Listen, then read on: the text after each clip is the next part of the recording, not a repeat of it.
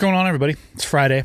Traditionally, we do Q&A, and I did one Q&A, I guess it could be. I got a very interesting submission that, to me, had some legal implications. So I asked my buddy Nelson Grant to be specific. If you follow the podcast, you know who he's in. He's been on many times. He's a sheriff here in the Flathead Valley, to come in and give his insight as well. And then we just caught up because we hadn't seen each other in a bit. I just opened with my business partner the coffee shop 2 days ago. I've slept very little. I'm exhausted. And what ends up happening when I get tired? Sometimes little things slip. What slipped today? Let me just tell you before you get into this. I thought I hit the on button or record button for the video, and I didn't. So instead of being able to watch Nelson and I talk to each other, you only get to listen today. And that just is the way that it is. So I'm going to go get some sleep. And while I'm sleeping, hopefully you all get to enjoy this episode, Full Auto Friday, number 140. Here you go. Okay, I got the red smoke. Gun run, north and south, west of the smoke, west of the smoke.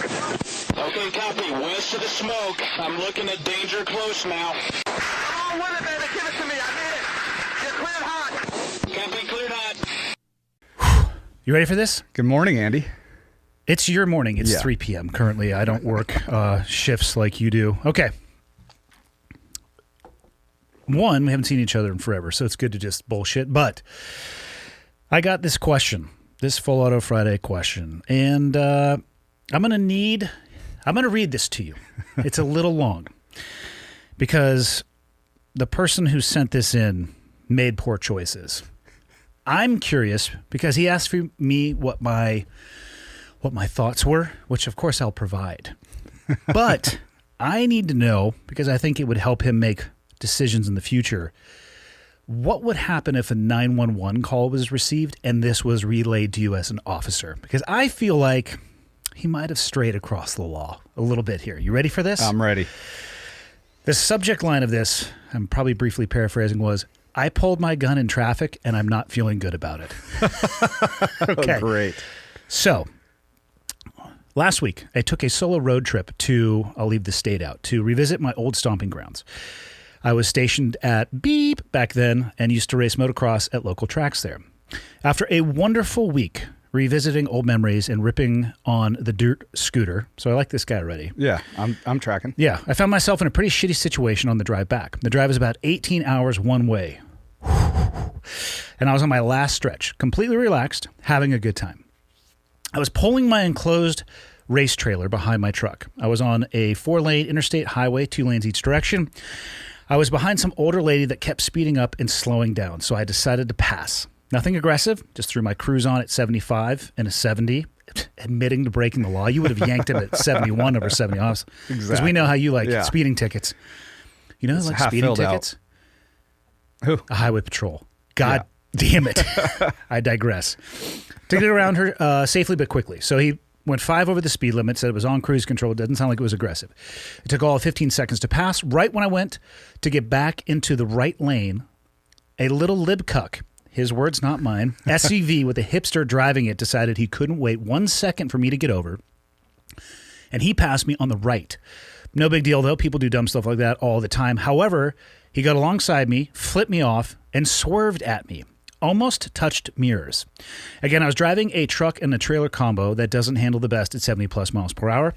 At this point, I wanted to skin him alive, but I kept my cool. I told myself not to engage. He took off, but then slammed on his brakes right in front of me. I was motor T, which I believe is an occupation in the Army.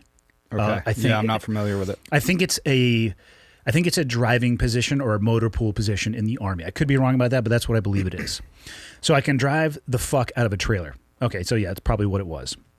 But even with my trailer gain set correctly, I began to jackknife when I locked in my brakes to avoid hitting Curly Mustache Actual. Again, his words, not mine. Jackknifing at 70 miles per hour rarely ends up without driver fatality. This little fuck would have killed me if it wasn't an experienced driver. I did literally nothing to instigate this. I gave him multiple options to leave me alone, but he still kept poking at the bear. This is where I become ashamed of my actions. I was immediately angry, possibly a bit from combat driver training in the Marines. untreated trauma from hitting IEDs in Afghanistan. But regardless, I take 100% responsibility for following him. I shouldn't have. I followed him at a distance for a bit. When he exited and got into a rural area, I pulled up and I boxed him in. I had already grabbed my handgun. I got out, approached his vehicle, and put my Glock to his temple, yelling absurdities. He had no idea I followed him. He turned onto the sidewalk and sped away. He seemed pretty damn scared, and that part I do not regret. He almost killed me for literally no reason at all. I hope he had to wipe the shit out of his pants when he got home. This generation of keyboard warrior woke shit has really given people a mouth that writes checks their ass can't cash. I'm not proud of this. I'm ashamed of my lack of self-control. I know better. I am known to be level-headed, compassionate, and calm. My question is, what do I do? I think this is my cue to see a therapist, but it has only happened once in 13 years. I'm worried if I tell a VA therapist, they will try to take my guns. I can't be the only one who has lost their cool like this. P.S. He did not have tinted windows. I knew it was only him in the vehicle. I was alone. If he had women and kids with him, I wouldn't have done what I did. I saw it as a one-on-one issue that I was going to address. Sorry this has been so long. You have such good advice. I hope you can shed some light on this for me. Let's get to the critique of behavior in a little bit. Yeah. I like this guy. Yeah. Well, up to a point. You are, I don't know what the hell shows up in your new, I was going to say cruiser, but truck. Yeah. This shows up. What's the law enforcement response to somebody calling 911 that somebody just put a gun to their head in traffic? Well, it's going to get a lot of attention. Yeah. With this scenario at the end of it, the dude's no longer the victim, would say. The guy that had the gun pointed. The guy that had the gun pointed at him is no longer a victim? Well, no, he's no longer on scene. So if he calls in a report, I mean, it's an easy truck to find. Well, that, and let's say he gave you a description of the guy and the plates. Yeah. Oh, if we got the plates, then we're probably going to find him. But what I mean is, how is this going to be dealt with when you do find it's going to be a felony stop, meaning we are going to have multiple officers. We're going to find a safe place to initiate the traffic stop, and then we are going to call him out of the vehicle and do it on our terms. That's how you do it safely. Is he going to jail for putting a gun to somebody's temple? Oh yeah. Oh yeah. Yeah. What is the law that was violated here? Well, there's a lot. But this is why I needed your perspective, because I have my own thoughts on the behavior. Yeah. But about halfway through that email, I felt like he probably crossed some legal lines. So a lot of times we do, I'm bouncing all around here, but going to the end of this, a lot of times we'll get calls. Somebody produced a gun and pointed it at me, brandished a weapon. And when we do sort it out, we sort the dust out. I actually had one of these just the other day. And I'll tell you what happened.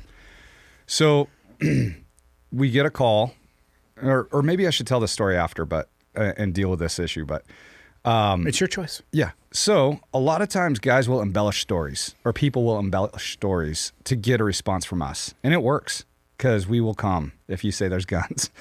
And so let's say we meet with a victim, and at the same time, officers find this truck and do the felony stop, get the guy out, and there's no guns, right? Obviously, if he pitched it somewhere, then we're not going to find it. But already you're kind of putting holes in the story of the reporting person, the guy that had the gun pointed at him. But if we find a gun on the guy, and he's like, so a lot of times guys will, or people, I keep saying guys in general, but people will embellish stories on one side, and then the other side, they're going to play down the story. Yeah. So, and that's typical. You're finding the truth in the middle, and we're not there for the whole scenario, so we got to see what we see. But nowadays, a lot of people are recording it. So if there's a passenger, this is going to be recorded, or maybe not. But if it is, that helps our case. But we have this all the time in Montana, where people road rage and then they pull a gun. We had one in the Burger King parking lot the other day where a guy pulled a shotgun on somebody, drove off casually, made a felony stop on the dude. He had a shotgun in the car. No, I didn't even produce my gun. He might have saw it through the window. As you're sitting there with a precise description of the shotgun. Oh yeah, exactly. And then there's witnesses in the drive-through that are giving us the same info. But those are the easy ones. This one where it sounds like maybe nobody's around. And so let's say the guy called 911, the victim, and we do stop this car, it's going to be a felony stop. We're going to get multiple officers. We're going to have it in our favor, the place. We're not going to do it in this, like if we're going by schools in the urban area. So we're going to find a spot to activate the lights, and he's going to probably know, you know, maybe he can't see by the trailer, but he's going to know at some point that there's a whole slew of dudes behind him or officers, and we're going to make it be advantageous to us. So we're going to stop the car, turn your car off, drop the keys out the window, open the car from the outside of the door, step out, look away from us, back up till we can kind of see him. A lot of times we'll have him raise the shirt, do a 360 so we can look at waistband, and then bring him back beyond the point of cover, and we're going to handcuff him there. We're never going to leave our cover to go arrest him. And that's changed a lot in my career, because it used to be high-speed chase or anything like that. You're bum rushing the car, which is awful tactics. Or chasing somebody into a fucking cornfield. Yeah. Solo mission. Yeah. And that happens. I've seen it. So, but let's say you do that and you find out that for whatever reason, let's say there is cell phone footage and that the person who called is reporting accurately. What would you actually book that guy for? Let's see.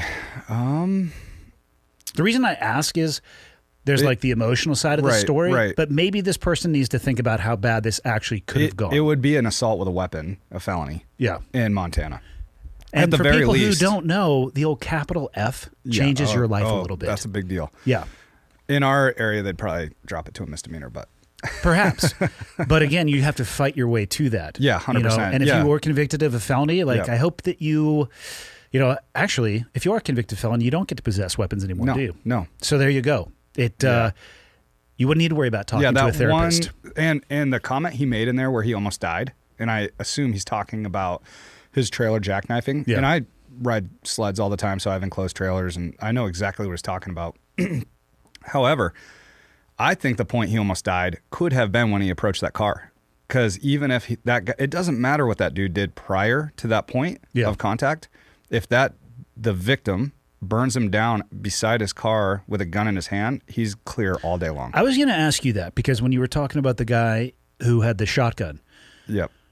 If somebody produces a weapon and threatens you with it, and then because it seems to be most people act as if they're the only person who could have a weapon. It's a very weird thought, like, oh, I have I'm the only one who has one of these. Yep. So I'm going to point it at everybody and make you do what I say you should do. And then somebody is Johnny on the spot who has one too. Yeah. A little bit quicker than However, if the dude's already out with a produced gun at you, the best thing to do is put it in drive and get out of there versus trying to beat him to the punch on it, you know. If you did burn him down, though, are you legally justified in self-defense? Well, I think there's a lot that goes into that, but on face value, yes. You're still going to be detained. You're still going to lose your gun. It's going to be in property for however long the case takes. It could take a couple of years. But yeah, you're going to have a defense, especially if you're in your car. The guy that you burned down has a gun in his hand and he's outside of the threshold of his car. Let's say it's two cars and you burn a guy down inside of his car. You're at a stoplight or whatever. Now it's a lot harder to explain because who produced what. And those are pretty sweet dash cam videos, though. Yeah. Yeah. I've seen a few. Every one of them was in Florida, for clarity. And I deeply appreciate a state where people ride motorcycles and flip-flops with no shirt on and no helmet. So, like, live your best life. I'm not judging that. And then die when they hit a fucking turtle or an alligator crossing the freeway. But there are a couple of doozies that for what I don't know why. Sure. I don't know why. Why do people get rear-facing cameras in a car? Like, I get it for an Uber or a taxi. Yeah. Or why do they do that? Trucks, like I know, like BNSF up here, they all have cameras. Yeah, I don't know. There's a couple though. There's a lot of influencers out there, Andy. Both, I guess. Well, they didn't influence this well because they're both digging into their glove box and they're driving and shooting at each other. Not a single round hit the other vehicle, but they also just didn't. We'll call that a truce. I guess they probably ran dry on their mag and had never practiced a one-hander. One takes a left and one takes a right. Tossed it into their passenger seat, but yeah, those rounds go somewhere. People. Now, the reason I ask is that I view this question. My short answer to this person is I think you're a fucking idiot. Yeah. And I'll get into exactly why that is. And you should be ashamed of yourself. And to be honest, I don't want anybody to lose their right to bear arms, but I don't think you're an emotionally stable enough person to carry one right now. I'm not saying you shouldn't ever carry one, but if you're capable of doing this and putting a gun to somebody's head because they scared you, and I get you feel like you could have died, that doesn't justify any of your actions beyond that. None of that counts. You shouldn't be carrying, period. Yep. But there's also the legal side, and people need to understand, like, well, look what he did to me and this, that, and the other. I'm like, hey, we can deal with that. You produced a firearm and pressed it to a dude's temple in his car. Yeah. That's one of the dumbest things I've ever heard somebody doing, period. Well, I've heard a lot of dumb things, seen a lot of dumb things, but I agree with you 100%. And like I said, that guy made the comment that I almost died. Man, leading up to that, he told us about how great a driver he was. I don't understand how, because I don't know if I've had it, but some of my buddies have had road rage. And they talk to me about it. Like, man, I don't know why I'm like the chillest dude. And then all of a sudden I go black.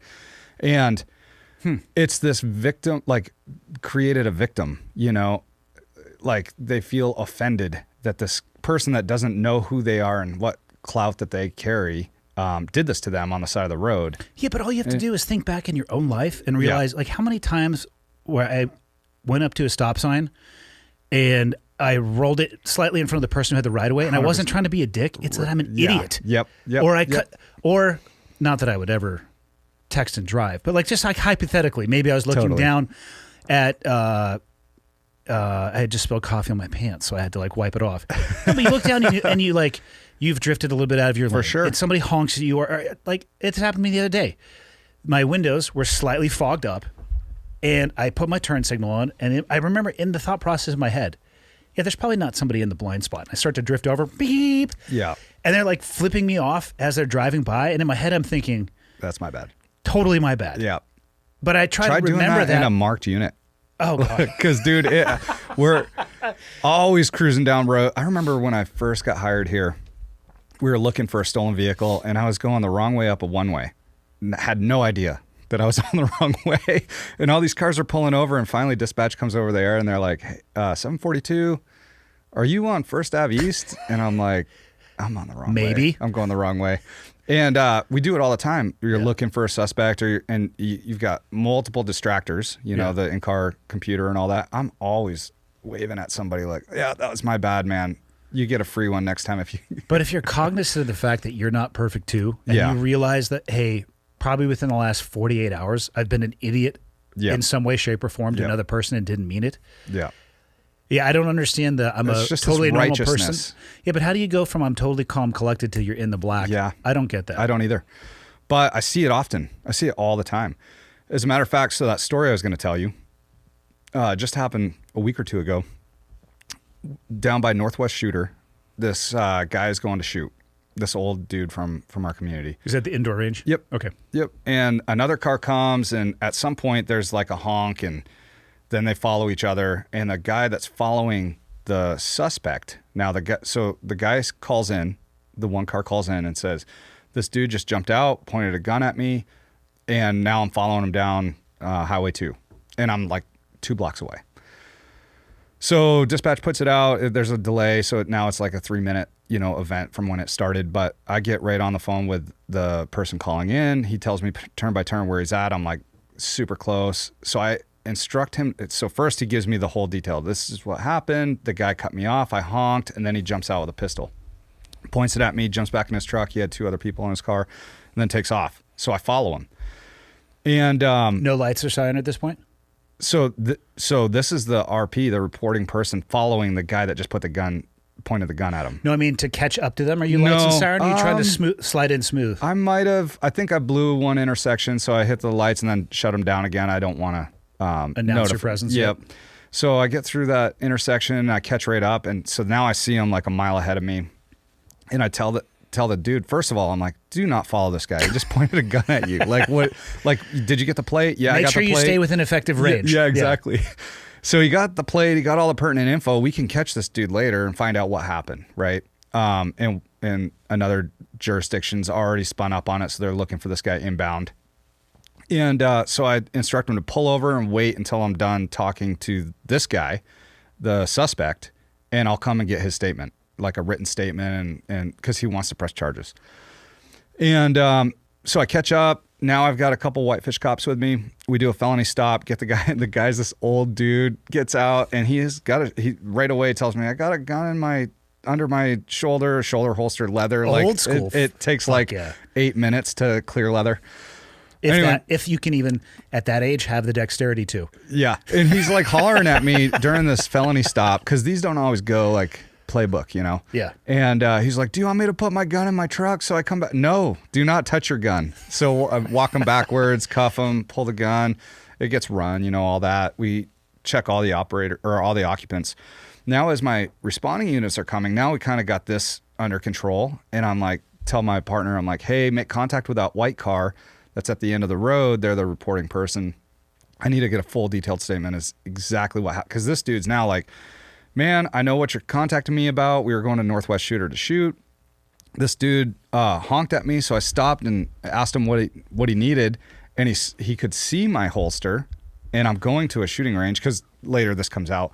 He's like, I didn't exit my vehicle. I did not produce a gun. And he's believable. Like, I'm talking to him, and he's like, man, so after that, we just left. We decided not to shoot because this dude's sitting in the parking lot. Yeah, it's not our day. And then the dude's following me. And he's like, I just decided we're going to go home. And if you follow me all the way to the house, we'll deal with it then. But so he didn't call 911 either, which is, you know, kind of a question mark in my mind why this is going the way it is. But anyway, my partners roll up, and the dude's left. And now he won't answer his phone. The guy that called it in originally. Yes. So he's just stoked that we just stroked this dude. Felony stopped him, got him out. It's good taxpayer dollars right there. Yeah, but like the guy that was maybe the victim or he wasn't the victim. He probably got offended, called it in, saw a gun on the guy, and said the guy produced it at him. And at the end of the day, we don't have a crime. Like, the guy won't report it. He said originally he wanted to press charges. Now he's ghosting the wind. Won't answer his phone, so I just kicked this guy loose. The dude that can't you get his home address? Like, I imagine you guys are like the Central yeah, Intelligence but Agency. also, man, and then you surround his house and knock on his door like, what the fuck, man? Yeah, that to go into all that work, I just basically to this dude that was a good law-abiding citizen. I'm like, hey man, sorry to bother you today. Sorry this took an extra 15 minutes out of your time, and felony stopped him. This old dude like spinning him around on the side of the road, you know, at gunpoint. You know, the only problem with that story is the guy who called it in has no negative consequence. 100%. And therefore would feel like, you know what? I'm going to do that again. Yeah. And I'm sure that happens often, and we don't have the time or capacity to it's go wintertime. You tracking. have all sorts of time. What else are you doing up here? Dude, I think it was a Christmas party that night, so out of work. Fair. No. But that's just an example of what could happen, right? So there's when these come in, you take them definitely at face value, but then you start using your own deductions as you're getting on scene and figuring things out. But you take highest precautions. But I always assume everybody's armed in Montana. Every car, every person, every house that I go into, you know, dispatch always asks, are there weapons in the home? And then they'll produce that info to us. Like, there is a handgun locked in a safe. Well, it's not pertinent to this situation we're going to. It's good to know, I guess. Yeah. But also, I assume everyone has a gun or a knife or an edged weapon or some way that they could hurt me. So I'm going to use my wit and try to call them out of their house, depending on what the crime is. So, and for the person who wrote that in, do a little bit of time soul searching. A, thinking about yourself, but B, the potential legal catastrophe that you could have gone down. Totally, the best. And what's it worth? You know, were you probably, let's say you were rightfully frustrated, you were rightfully scared, and you did almost die. Mm-hmm. Is it still worth it at the end of the day? I say, fuck no. No, play defense. Yeah. Yeah, the best move he could have done would have been to get a plate if he could. I mean, that, like up here, plates are obscured a lot with snow and mud, but get a plate, description of the vehicle, direction of travel, and back off.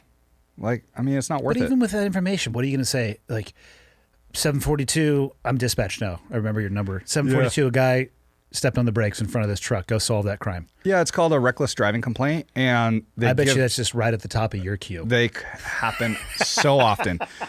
But it also comes in like this. Like, a lot of times we'll get reckless complaints, and dispatch will ask if the person reporting wants to press charges, because they're their own. They can witness you into court, basically. So like if you speed past me and I feel like you offended me or almost ran my daughter over or some sort of situation where I determine that I'm going to call 911 about it, I can tell dispatch, like, I would like to press charges. This is the plate number, this direction of travel. And if we make contact with you, then they're going to come get my statement. And it's basically me going to court, describing to the judge what happened, and you go to court and describe to the judge what happened. And the officer goes in as well. But it's not to say what happened. It's just to say, yeah, that's the person that called, and this is the person I cited. This is the statement he told me. That sounds like a galactic waste of time. Oh, it is. So we get a lot of reckless complaints. I'm sure every jurisdiction does. And if you have a unit, like a traffic unit that can emphasize stuff like that, that's who hammers that. And a lot of times our highway patrol takes a lot of reckless complaints for us. Like last night, I think there was 7 of them that came out. For real? Yeah, oh yeah. Every night we get stacks of them. All right. Fair enough. Yeah. Same the with person that wrote in, you're an idiot. Yeah. Moving on. Yeah. Yeah. Back off, play defense. Yeah. Get all that info. And don't put your fucking gun to people's temple. Oh my. Like here's rule number 1. Here's a good rule of thumb that I'll give people with firearms. Personal opinion only. Don't claim to be the authority on this. Never produce a firearm unless you have the intent to use it. If you think that a gun is a magic wand and it's just going to force people to do whatever you ask them to do, or you're going to get to bully them, you're one unlucky situation away from getting really high on the fuck around and find out matrix. Yeah. And Yeah. 100% avoidable. So avoidable. Yeah. And also, I am surprised the dude that played that game in traffic that had the gun pointed at him, after doing all those shenanigans, didn't realize he was being followed by a truck with a trailer behind him. Maybe it was a camo trailer and truck. You never know. Yeah. Hard to see. What else you been up to, man? I can't remember the last time I Dude, saw you. I haven't seen you in a while. I think hunting season was awesome. We wrapped that up. That was October. Yeah, I know. But immediately went into getting ready for sled season, snowmobiling. Which you seem to be deep into based off Yeah. your social media. Mm-hmm. Yeah, I've been snowmobiling a lot. I bought a new sled this year. And I feel like you say that every year, but well, I try to keep a newer one in the stable. I learned a term not too long ago. It was snow check. Yeah. Yep. For those of you, and I'll probably mess this up, you can correct me. For those of you listening who have no idea what I'm talking about, it's essentially when you go in and say, just put me down for the next year's model. Yeah, you pay every year. Yep. Yep. So you pay $500 in the spring, like in April, and you get to choose all these upgrades. A Okay. lot of times you get the upgraded shock package and colorways and whatever else. Yeah, you got to have that colorway. Yeah. So snow checking's nice, but this year a lot of sleds with the back order still from all the problems with COVID, sleds aren't showing up that are specially ordered. So the generic base models are showing up, and guys are still waiting. In February haven't got their sled yet.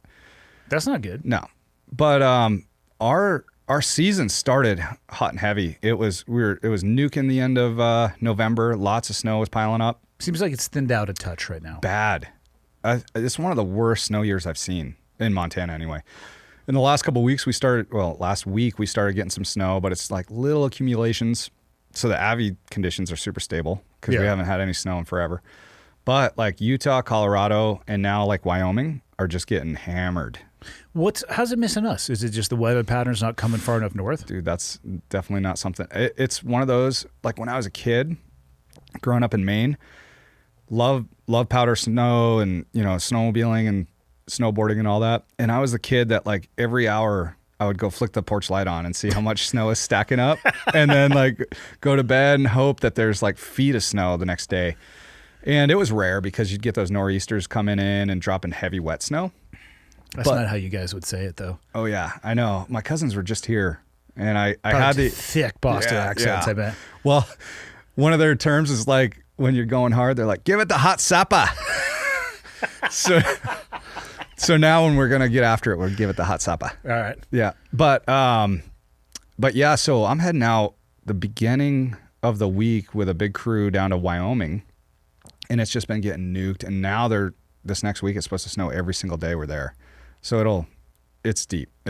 Do you have what's the plan when you go out for a day? You're trying to get somewhere, or are you just kind of fucking about in the snow? Yeah, so we have some friends down there, some local knowledge. So we're trying, it just depends on the snow conditions. If it hasn't snowed for a while, we're trying to get high up into the alpine and try to find where the good snow is, where guys haven't gotten to yet. But if it's like now, you can, anywhere out of the trailhead, you can find awesome riding. Just want to make sure it's stable. It's not too steep. Staying off super, super steep stuff and just pin it, going out all day and coming back on fumes. Cause a lot of times that deep snow, you just are handlebar the whole day. I have no idea what you're talking about, but okay. Handlebar deep. So you're looking down, you can't even see your sled. It's just snow flying over your head. Really? It's like you're taking your brake hand and wiping your goggles to be able to see your next turn. And you're just bobbing, like pinning that throttle. And so every little roll under the snow, your sled's coming up almost like a dolphin. Do they float like snowboards do? Like if you can get the nose to pop on a snowboard, you can float on top of powder? Yep, for sure. And then you can do deep, as soon as you take a turn, that ski dives and you're just totally buried, and you got to have enough momentum to pull yourself back up on the backside of the turn. So it is addicting and fun. It's second to hunting. It's my favorite thing. Really? Yep. You like it more than snowboarding and powder? Yes. Yep. I originally bought a sled to access backcountry snowboarding better. And I got just a generic, like regular sled that was reliable. It was a Polaris Pro RMK 2012. And the first time I started linking pow turns together, I was like, oh, this is where it's at. So I started buying new sleds after that. And I still love snowboarding, but man, it's pow shots up and down. And you're with a smaller crew. Yeah. You're with your buddies. There's no like lift lines, like if you're resort boarding. Backcountry's still fun because you're like working out in the mountains, and on a bluebird day, it's really sounds fun. like it. And you've asked me to go many times, but I honestly need another hobby. Like I need another hole in my head. Yeah. How many times have you snowboarded this year? 0. Yeah. Yeah. Well, I left before. The only time I really avoid the resort is Christmas and New Year's. Yeah. Not that it's not busy in the other times, but it is way less busy. 100%. So then I left on the trip the 28th of December. So I never even got a chance to go before I left. And then I think I'm going to try to go a little bit next week and maybe a little bit the week after, because we had that snowboarding trip at the end of March. Yeah. My buddy Paul's coming up from Orlando and he wants to get out. So we'll have to go rip a resort day. I'm down for it for sure. Yep. Rose went up yesterday. Great day, but I heard the chairlifts were the chairlift broke down. I heard it was 2 days in a row that they were rappelling people off the chair. So I don't know about that. I know for sure yesterday they were. That's not awesome. And it was minimal staffing. So they had to like shut the whole backside of the resort down to get all the ski patrol over to help out. I'm not a fan of that. Nope. Especially if you're stuck on the chairlift waiting. I rode like about a month ago. Describe how they get people out of a chair. So for those listening. I don't know, but I do know that they rappel them out. I know that. Yep. So there's on every chairlift, there's like a welded in like carabiner hook on the chair, and one at a time they use ropes and they like down belay a guy or like. I think they basically start at the top and the staff starts. It's not a rappel because they're like on the main cable. They're basically sliding down chair at a time, lowering people out. Yep. So just multiply that by a lot of people and a lot of chairs. So a month ago, they had a catastrophic one. Chair 1 broke down, and it was that cold snap that they had. Did it? Oh, it broke down because of the cold, like it froze? I don't know what the mechanical was on the chairlift, but I know they started at the top and worked down. And I rode the chairlift with a guy like last week that was one of the bottom ones. And he's like, man, there was like a 9-year-old on the chairlift with me. And since we were at the bottom, we were low triage priority. Like you want to get the guys at the top off in the wind and exposure. And that kid was a rock star, he said. But man, we were all, he's like, I've not been that cold in my life. Just shivering because it was 3 hours. Well, and there's also no insulation. You're sitting on that little seat with a little bit of cushioning, but wind is going to rip right through you. And from a resort standpoint, they're trying to mitigate, okay, can we get this chairlift up and running? Because that's going to save us a lot more time than trying to download everybody. So they made that call about 30 minutes in, I heard. So you're already 30 minutes behind the curve. So 2.5 hours to download everyone. I think I would jump off. Yeah. Well, it depends on where you're at. I would, if I was like 50 feet up, hard pass. Yeah. But if I was at like 20. And we haven't had any snow lately, so it's all freaking groomers underneath you. I would definitely consider extending full arm extension. I might be able to take you at jiu-jitsu if you didn't have use of your legs. How has your jiu-jitsu journey been? It's been good, man. I've been back at it. It feels really good. Define that. Oh, probably 8 or 9 times in the last 2 weeks. That's not true. I've been there a lot. You are lying. No, I'm not. 8 or 9 times? Yeah. In a total maybe 3 weeks. I've been there a ton, dude. Don't lie to me. My shoes are burned into that carpet at the take your shoes off spot just because I've been going so much. People are like, what's up, Nelson? Are you only going to the Whitefish one? Mostly, yeah. I went down to Cam's Ironman. That was awesome. So that I had been rolling for about a week when I went to that, and I'm still like getting schooled again. But yeah, because you take somewhere between 6 to 9 months off at a time. Fair, and true.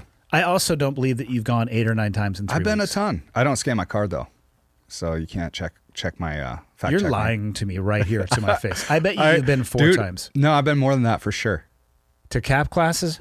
Yeah, no, I've been to both foundation and cap. You're a fucking liar. I'm the truth. And you're getting ready to leave for another week. So you've had your I will. You've had your burst for the year. Yeah, exactly. So you'll be back in about July. No, it feels good to be back. And like I said, Paul from Orlando's coming up. He's like, yeah, we got to hit the mats. And I'm like, yeah, I better start training. Was he a high level practitioner? No, he started probably 2 years ago. I think he's a blue belt. Okay. And I don't know what gym he trains at down there, but when I went down for that seminar with Aaron in Orlando, that's where I met him. Okay. And he had been training then. So that was like 2 years ago.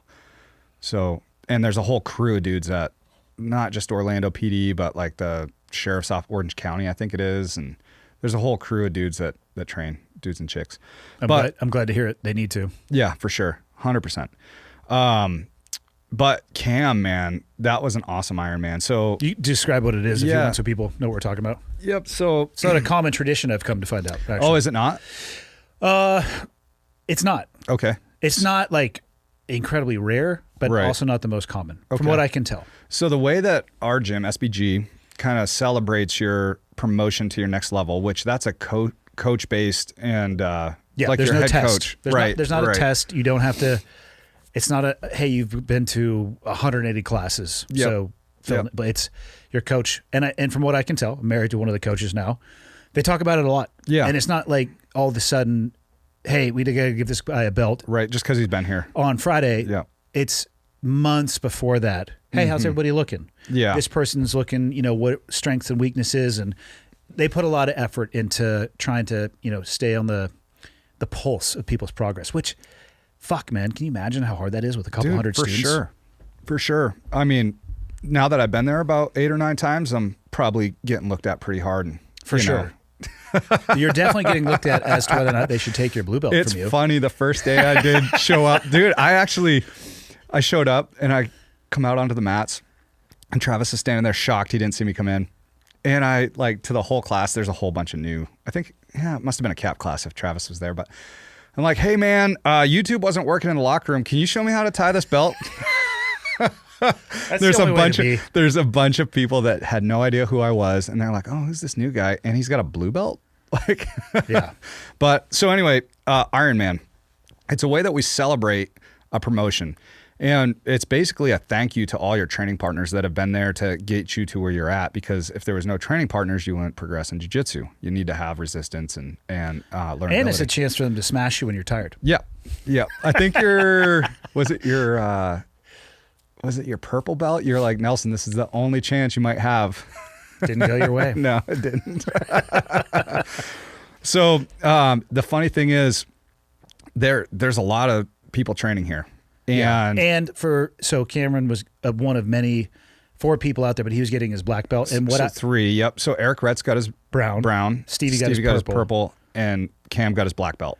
And what I have noticed is on the black belt Ironmans, there's a lot of people, which is awesome to see. People are coming out to celebrate. Yeah, it's awesome. And so when I heard about it, I'm like, for sure, I'll be there. And Cam started every round standing. So a lot of times, as you get more and more tired, you can just start sitting and tap and tap hands, and then you start rolling. And it doesn't matter. It's not about the guy that's coming fresh off the wall to show people their jiu-jitsu. So it's not about you tapping that guy, the black belt or whoever's getting promoted. It's a thank you. And it's super fun, man. And then usually we go to Moose's across the street after and have a beer and celebrate.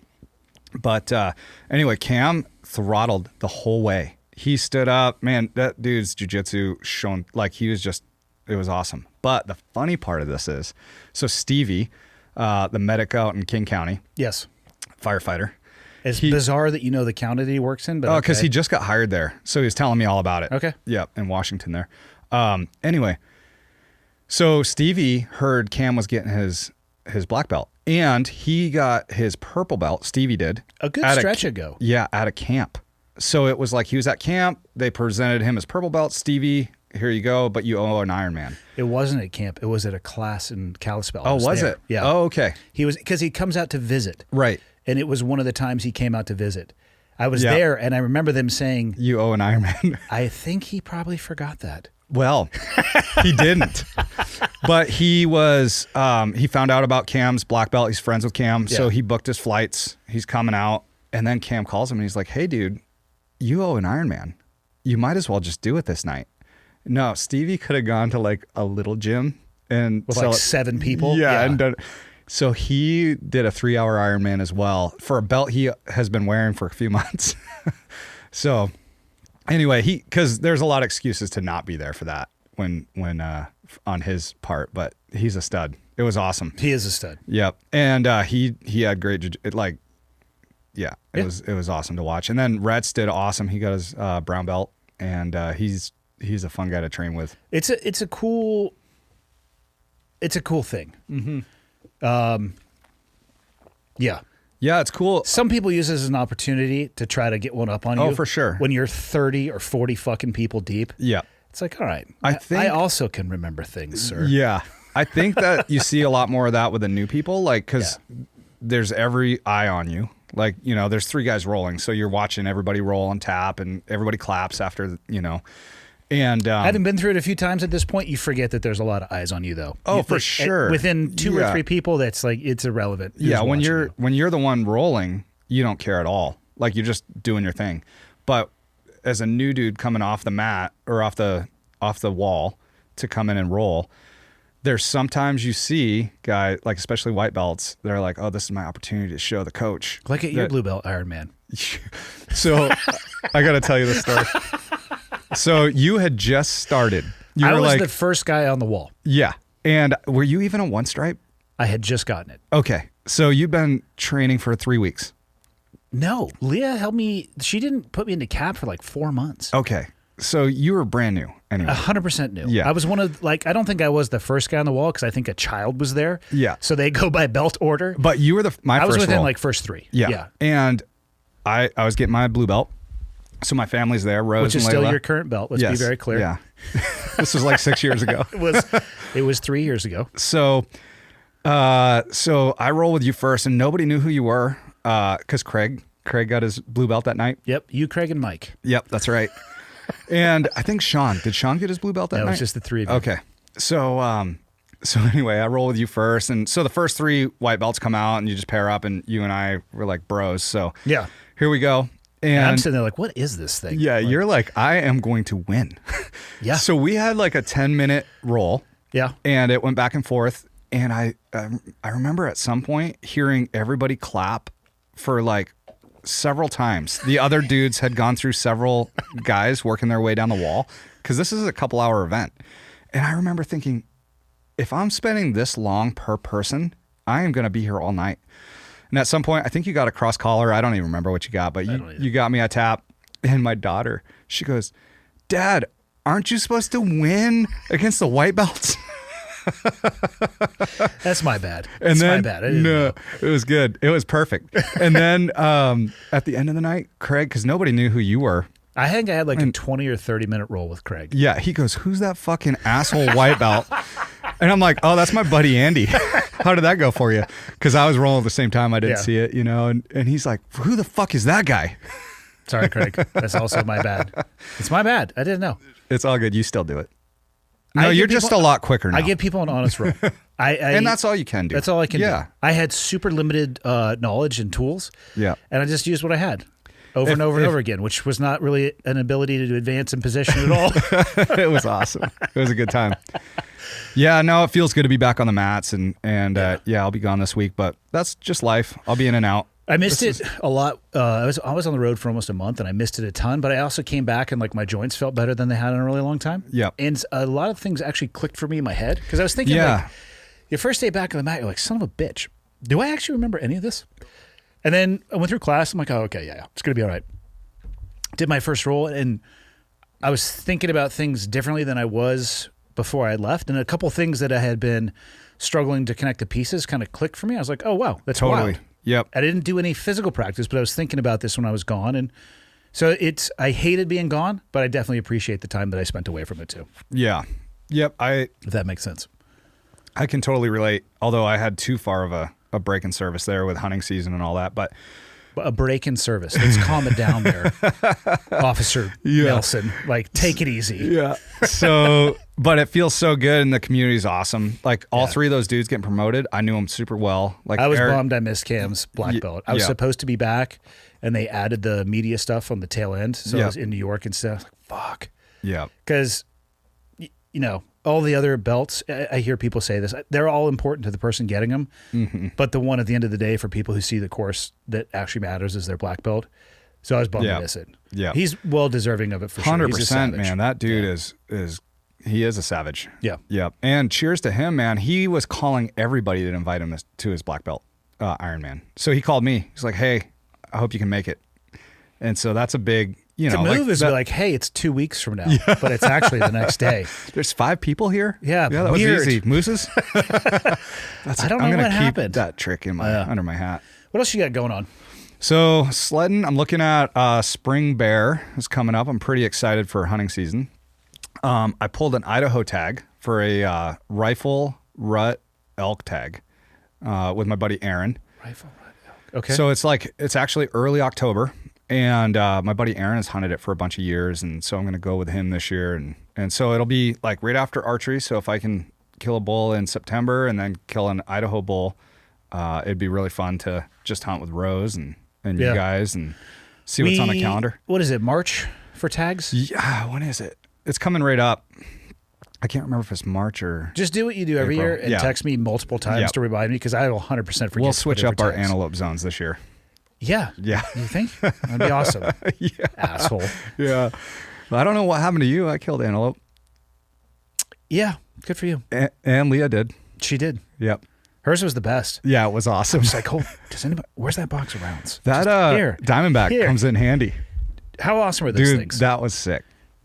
And again, I'm not going to turn this into a Diamondback ad, but I'll tell you this: since I've started working with them, I've had 3 or 4 iterations of a truck, and the first call that I make every time is to Andy, the guy I work with there, and the reason for it is easy. Like right now with all the snow, the first year I was up here, I had nothing on the back of my truck bed, and it becomes completely a useless part of your vehicle for the entire winter months. Yep. Lockable, weatherproof. It's fucking awesome. Yeah, I got one on my new work truck. Yeah. Yep. You should have one of those. You can lay on top of those things. Yep. You can stack. I think it's like 1,400 pound capacity. They're badass for sure. They're not cheap. I totally get that, but you get what you pay for with those things. Yeah, and they make a good shooting platform for antelope. They do. Yeah. Yeah. The mistake that people make is while you're trying to shoot those, sometimes they lean on the side of the car and try to spot for you, and you're like, "What the fuck Or is somebody's going on inside here?" the truck. Yeah, it's the worst. Drinking coffee. Hold still. Hold your breath. Yeah. So. Yeah. No, I'm excited. Last night I was doored up with Aaron, and at work we were talking about the Idaho tag, and we were swapping onyx points, and it just got me fired up for hunting season. So pretty stoked. Yeah. Yeah.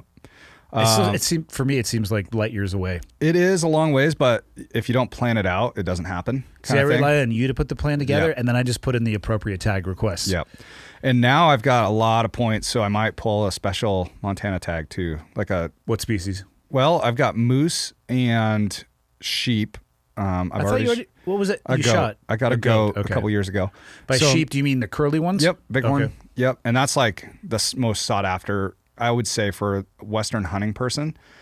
A ram is like one of the most sought after hunts. Would you go back near where you got that Billy down by Big Sky? Because you see them on the side of the road there. Right. No, there's another zone that produces huge trophy rams that I've been putting into. And so have you. Sweet. I feel like you have more bonus points than I do. Literally, you text me. You've probably got 3 now. 3 How many years. do you have? 15. Okay, so I have a while to go. Yep. Yeah, well, I drew my goat tag on 12. Rose drew her trophy elk tag on maybe 10. That's a lot of time. Yeah, it is, but it adds up, man. You've already got 3 going on 4. Yep. So soon to be 4 going on 5. Yep. Got to do it, because when you do draw one of those tags, it's so fun. It's a target-rich environment. It's just selecting what you want to shoot, you know. And if it's down to the wire, then you take one of the, like Rose's elk, for example. We probably saw on a low day 20 6-point bulls a day. In the breaks? Yep. And on a high day, 50. And that's pretty crazy. It is crazy. It's unlike anything. And the same thing when I got my mountain goat tag. I was I see mountain goats hiking in Glacier and all that. That would be the best place to hunt. Yeah, totally. Do they do a glacier tag? Because I put in for that. Nope, they don't. You could literally just walk up to probably 5 feet from it, be like, nope, next. You might have a problem getting out of the park with it. Yeah. Well, you know what's interesting is how I was reading a bunch of like Montana history and when the park became a park in 1910.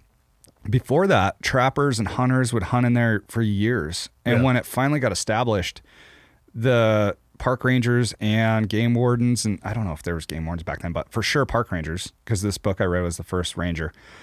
They didn't even touch the dudes that were trapping in there for years because they kind of understood like, hey, you guys have been doing this. Might also whole be thing. how they're making their living or feeding their family. It was because they were getting beaver pelts before they made felt. They were using beaver for hats, and it was like a super sought after thing, the flathead beaver. Okay. But anyway, I was just thinking about that because they let those guys kind of grandfathered in hunt in the park. And nowadays, like one generation removed, you get a new park ranger. That's never going to happen. So I look at that with like losing rights for snowmobiling or for hunting, like certain private lands that get, or certain public lands that get bought up and turned into private. Yeah. They're like, oh, we're not really enforcing this, or you guys can do, but like one generation later, boom, it's Hard closed. shutdown. Yep. Not even public lands getting bought up. Or I'm sorry, not private land. No, public land not getting bought up. Private land that landlocks 100%. public land. Yep. Because essentially it's the same thing. It rings around it, and Yep. you're like, son of a bitch. Yep. I'm landlocked. Yeah. You're not getting in there to hunt and without access permission. Yeah, So, but like you said, you might get a sweetheart deal with the purchaser. yeah. Purchaser's kids is going to say, hey, why don't you pack rocks? Yep. So when I first moved out, I was hunting down in Broadus for trophy muleys, and I didn't know what a trophy muley was back then. And we were killing big bucks. It was fun. And it was this family, the Porches, down there in Broadus, and they had hunted it for 25 years, the friends that I was with. They die. The kids get the ranch, and they hit us up. The like years we're like making plans. They're like, yeah, so it's $200 a deer, and it's a $1,500 like access fee. Yeah. So it would have been, I mean, because we shot some does as well down there, so it would have been like $2,500, and we're like, dude, we're pitching money together to get gas money to get down there. I mean, So, it sucks. It's their right to do Yeah. that. I get Yep. it. But that's a tough pill to swallow when you're the one who actually has to deal with the real life change of that. Yeah, and with how popular hunting has become, everybody knows what their land's worth now. Because Yeah. it used to be like, yeah, you can go hunt there. Now it's like, well, we got an outfitter that's paying a lot of money to go walk on our property. So, and I can't blame them either. You know, Yeah. it's just change. But There's still plenty of opportunity. yep, there are. Yeah. There is. That's why you got to find new spots. Like antelope, we'll find a new spot this year. What I enjoyed about our antelope hunt was that Leah was so fired up about it. Yeah. I'll be honest with you. I don't know if it's because of the size of it was delicious, Yeah. by the way. We made, Yep. you ground it up. We made like a bunch of fucking amazing. Delicious meat. So I absolutely loved eating it. We still have a ton of it left. I just was like, it's like kind of cool. Yeah. But also at the same time, like, I don't know how far I would drive to hunt an antelope. Dude, I thought the same thing. The first buck that I shot, I walked up on it and I'm like, I'm used to seeing elk laying down when I walk Yeah, up. it looks like about an elk's leg, Yeah. size-wise. And when I caped it, like as I gutless quartered it, it was like Layla was with me and I like fit all of them in one game bag, all quarters. Yeah. At And least I'm it like- wasn't a feral dog that you put on the internet and portrayed it as a wolf. You know Yeah, what I mean? exactly. Could have been worse. Oh man, that was hilarious. And yeah, people just Google that. Go ahead, phone me that. Yeah. We talked about it on a previous podcast. Yeah, the lady that shot the husky, Yeah. thinking it was a wolf. What's new in the law enforcement world in the Valley? How's the winter and holiday season? How was that for you guys? Well, it's been steady. Last few nights have been busy coming to work, and there's a stack of calls to handle. Search and rescue stuff has kind of tapered off a little bit. I think it's lack of snow. Just people aren't, out like me snowmobiling. I've been out 2 days a week probably riding on my 4 days off, but I'm not going as far back, or maybe I am going further back looking for POW. But when it's snowing, everybody's recreating. Yeah. And if you have a choice, you're from like San Diego and you're going to fly out somewhere to go snowboard, and you see Whitefish hasn't gotten any snow, Yeah, you're gonna pick somewhere go else. to Jackson Hole or Yeah. somewhere else. So I just think it's lack of snow, or just people are getting smarter and using inReaches and stuff like that. We had a missing snowmobile last night down in Lake County, Fine. but I don't know. As of a real good 6 job a.m., as part of the as search and of rescue 6 a.m., they were still launching. Well, it's a different county, so they were notifying us for additional resources if it carried into it. That's right. Yeah, because I flip into Lake County when I head down to the Proctor House. Yep. Yep. Okay. So they were just giving us a heads up, like, hey, if this extends, then we're going to need some resources. Fair. But You know where the inReach came in really handy? Antarctica. oh no, yeah, I was texting through it the entire time. dude, I bet, yeah, because you sent me a ton of messages. Yeah, it was so convenient to just have it, and I would kind of leave it in the tent because it would receive through the tent. I would just have it through the one of the little tent pole attachment points into the tent. Had a little string on it. I would just clip it right there. Yep. And when I would walk back and my phone would connect to the Bluetooth, I'd get a couple messages, send them off, and then go right back. It That's was awesome. I thought you were going to say when it fell into the creek. No, because remember in that first part of the story, I was saying I used the carabiner and I put it onto the string. Have you replaced your inReach? I did. Good. I Dash ponied up. 3? Yeah, this is 3.0. Yeah. I don't care if it's 5.0. It's fucking Oh, worth the money. it's a necessity. 100%. And like, At this point, you and I should be sponsored by Garmin. I feel know. like, Yes. because I mean, and there was a bunch of people in Antarctica who were like, "What is that?" oh, I was going to ask, did your crew, did they know about inReach or? So Mike picked up. I did tell them about it. I don't know if I did a great job explaining exactly what it was. I think they might have confused it for a GPS, which it does have mapping and a logging feature. But another cool thing with that, every time you send a message, if you go into the settings, it can send your position as well too, or you could set it up on intervals. Mike got an Iridium Go, I want to say. So it was like a portable little station, but I think they were all using, they were able to communicate a little bit, and I guess you could turn your cell phone into a sat phone through it. From my recollection, the experience wasn't that great, but they were all like sharing the same phone to text, and it's just like, that's, Yeah. you know, I mean, like, cool, but Right. I'm going to, inReach is money. Yeah. It is. That Garmin has the best technology on using satellites. And I mean, that's why I moved away from Spot. They're another similar device, but I think they have the broadest coverage. The Garmin guys do. Yep. Did you get the newest edition, that Mini 2? Or are you still on that Mini? I'm on the same Mini 1. Yep. Because I noticed the big difference was battery life. I Did was you have to getting- charge yours a bunch? It wasn't very heavy use because we weren't. Right. Turn it on for an I hour. would turn and it then on for an shut it off. hour, turn it off. I could turn it off for the rest of the day. I would turn it on when I wanted to. I think I would charge it like every 2 or 3 days. Okay. Yep. But yeah, it's got a pretty good battery. Even Yeah. all the way on, it'll last you like 2 days. Yep. Depending on what kind of usage you're setting it up for. Yep. It's just, I mean, like, how can you not have that thing? Oh man, I have it in my snowmobile bag right Yeah. now, and I have still the unlimited plan. I Same. usually drop it outside of hunting season, just because I don't use it as much. But I still have unlimited texting on it, so I think it's $50 a month or Yeah. something like that. And then like motorcycle riding, Yeah. I'll have it with us. Yep, it's handy. What shift you on now? Nights? I'm on nights. What do you get, another week? Well, I'm gone next week. Took vacation for this Alpine trip, so I think I come back to days. But we're talking about bidding. So I heard you say that earlier today. What exactly does that mean?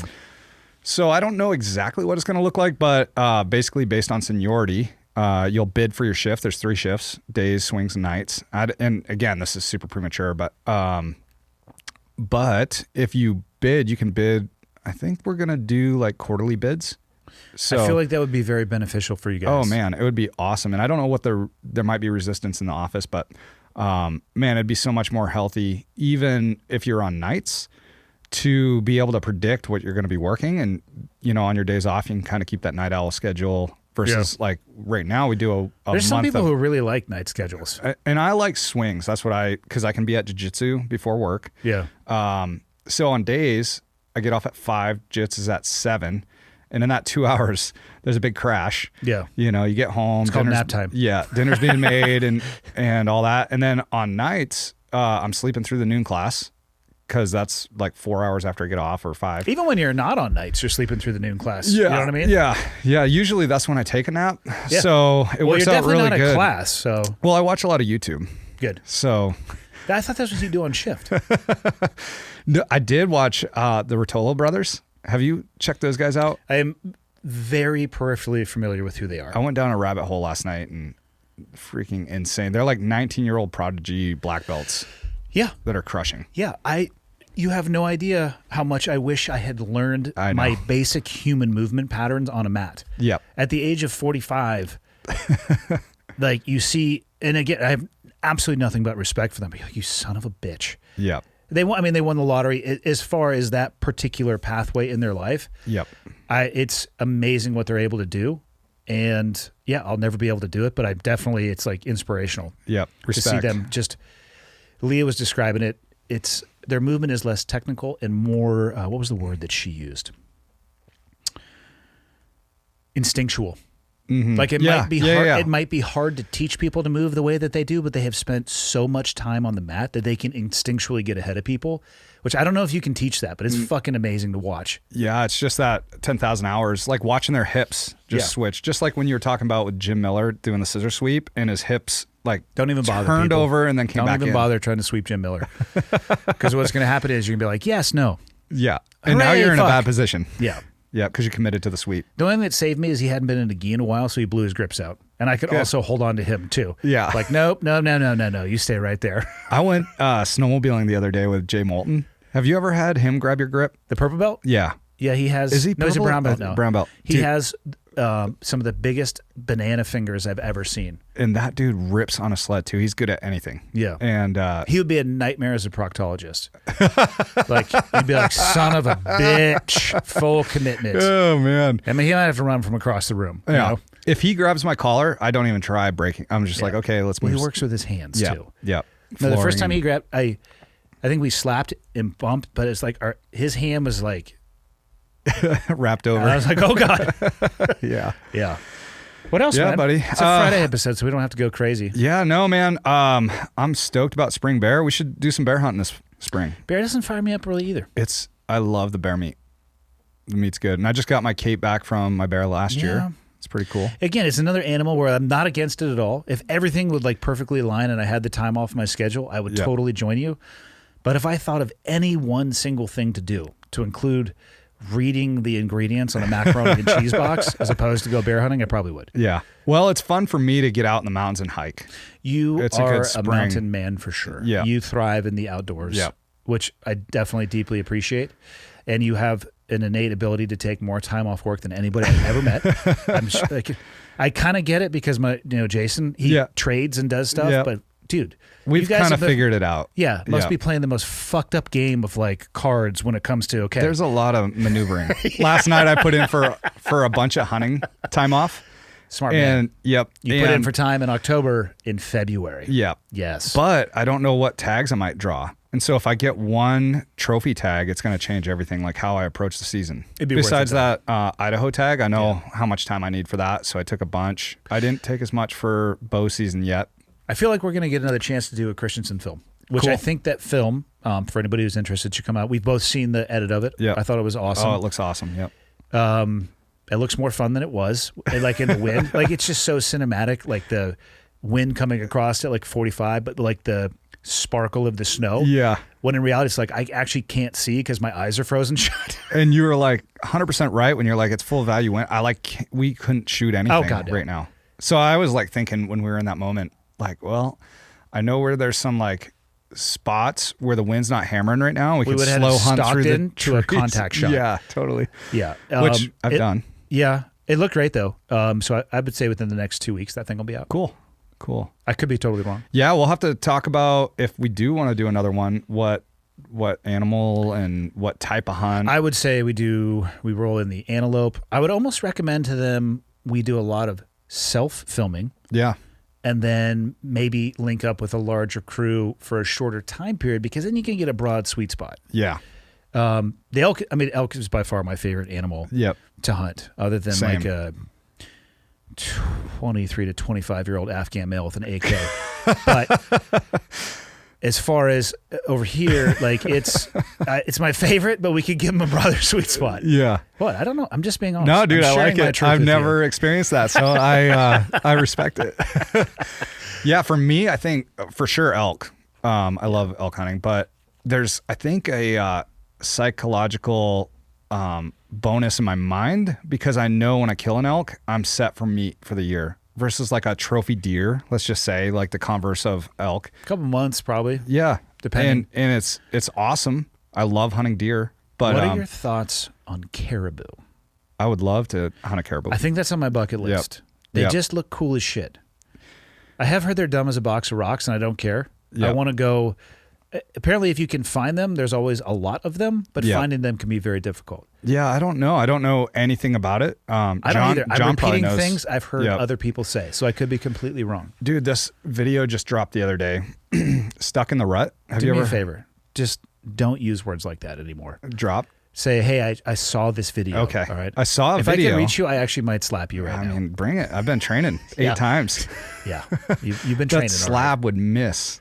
Anyway, Stuck in the Rut. It's this film crew that they film awesome hunts. They do like a lot. I got into them watching mule deer hunting in Idaho. But anyway, they have this grizzly bear hunt that they just did. Nope. And dude, this guy shoots this bear 3 times, all lethal shots, and the bear stands up. And then what happened was they had a hot charge in the gun, and the primer backed out and jammed the bolt. And it's like a super legit. Is it a modern era rifle? Yeah, 700. So he tried. So he. But he didn't tried to pull it back, and it only pulled the primer out. No, so he shoots. Yeah. And their debrief. This is what they're figuring. Okay. So he shoots, and you're watching the bear, hits the bear. Yep. And him and his sister are hunting this. Hits the bear 3 shots. 1 was high spine or like just below the spine. The other 2 were in the vitals, like 1 shoulder, 1 lungs. Yep. And it's a monster Alaskan bear. I don't know if it's a Kodiak or what species of grizz, but anyway, it's huge. And way up on a snowfield, and he shoots it 3 times, and you hear him racking the bolt, and then you hear him messing with the bolt. And what they think happens is his 3rd shot, the primer ejects from a hot load. Okay. And gets jammed into the chambering or into where the bolt closes. So he had ejected the old shell. He's trying to put in the new one, and the bolt won't close, and the bear starts coming down the mountain towards them. They get it all on film. I was sweating, dude. They end up retreating from all their gear. Because they're up kind of on a knoll, and it drops down below, and they knew if they stayed there, they'd only have a 20-yard like gap of a reaction time. So they backed down to this band of rocks that was like they ran. Yeah. And he has a rifle that doesn't work and a pistol. It was I think a Casul with 5 rounds in it. And the bear straight up charges him, and he blasts it. How many rounds total did he put in the bear? 4. Well, 4 out of the Casul, 3 out of the rifle. 7 rounds. Yes. And it is, I'm telling you, you guys should watch this video. It's a long one. It's like 45 minutes because they put the whole edit up. Yeah. And that's wild. It's insane. Yeah. But I've always wanted to do a bear hunt up there, and then I watched that, and I'm like, I mean, I'd still go and do it, but it sounds like a really crazy malfunction. Yeah. Yep. Absolutely. And this is a tried and true gun. They've hunted with it for years, and I feel like you could look down and identify that. I don't know. When a bear is coming down the mountain, they said it like watching the film. You gotta keep your shit together. Yep. Watching the film, it's moving slow, and you hear him racking the bolt. Yeah. It turns out if he had dropped all the bullets and then maybe tipped it over and we're just visually. Yeah, I get it. And they, so her husband comes on and does the debrief on what they think happened with the rifle, because he used his back at home, used his flashlight to identify where the primer was, and it just was blocking the bolt from closing. So anyway, it's something you have to watch on the film, but I'll send you the link. Yeah. Sounds like awesome. Alec Baldwin was operating that rifle. Involuntary manslaughter. Yeah. Some very basic firearm principles that would have prevented any of that. 100%. Fake gun, cool. Still don't point it at me. Yeah. How's that? We're all going to live. Yeah. But I digress. Close it out, dude. You got to go fight crime. Yep. You going to change into your Batman outfit here, or are you going to do back? No, I've got several hours. I'm going to go hit the gym and then go home, make some dinner, and get your swell on first. Yeah. What'd you think of the coffee shop? Oh, dude, it's so awesome. So I walk in there. This is my 6 a.m. time. It's 2 o'clock when I go. You ordered a 15-minute drink. Yeah. Well, I didn't realize that you guys were pros. You make pour overs like I do at home. Yeah. Where I I am not weighing and measuring anything, and I pour water into it consistently until it basically touches the bottom of the filter, and then I start drinking it. Yeah. It takes like 6 minutes. I still feel like I'm getting an elegant coffee aficionado would smash that against the wall. Denver would actually probably not drink coffee as opposed to drinking coffee the way I make a cold brew. He'd be just like, this is trash. Get this away from me. Well, I feel like I'm on the next level because even at work, I won't drink the coffee in there. But anyway, so I show up at the shop. I order this pour over. Yep. Because I'm like, I honestly don't go out for coffee much. So I'm looking at all these options and I'm like, well, pour over. That's what I do at home. Let's have one of those large. And she's like, gives me a sheet of like 18 different types of coffee. Which one do you want? And I'm like, do you have one that's already in the hopper? And she's like, yeah, the AK. I'm like, let's do that. Not bad. Yeah, it was good. So then the lady making it comes over and she's like, are you the one that ordered the large pour over AK? I'm like, yeah. And she's like, just letting you know, there's a lot of caffeine in this. And I'm like, just letting you know I'm up till 6 tomorrow morning. So let's go ahead and send it. It takes a while to make it too. Like there's a very precise weight of coffee and then water that is associated with that. Temperature of water, Denver wants it within 1 degree. What is the temp? Do you know? It's whatever Denver says it is. He could lie to me and say 212 on my little thing at home. oh, he'd be disgusted with you. What is that too hot? Very hot. Oh. You would be burning the roast. Oh, should I I don't drop know. it down to? I don't know. Evan's going to come up. That's as high as it goes. So I just did that and press start. That's not always a good theory, even though that's how I operate too. So Evan's going to come up about a week before the shop does its grand opening on the 25th. And I've already talked to him about it.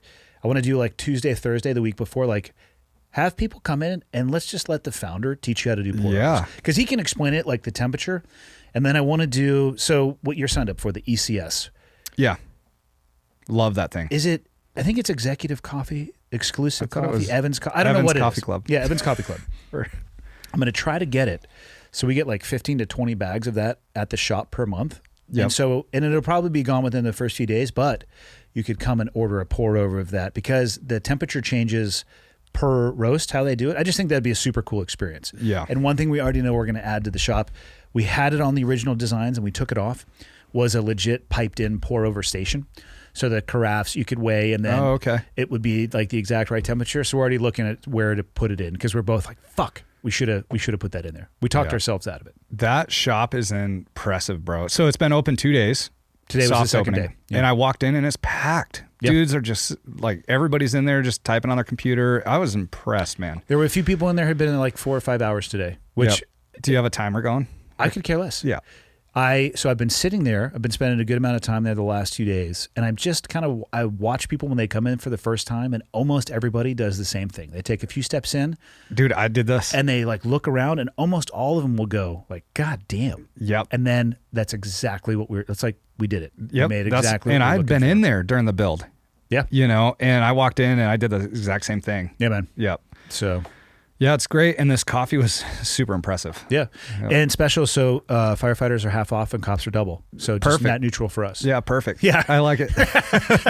All right, cool. Let's get All right, here. brother.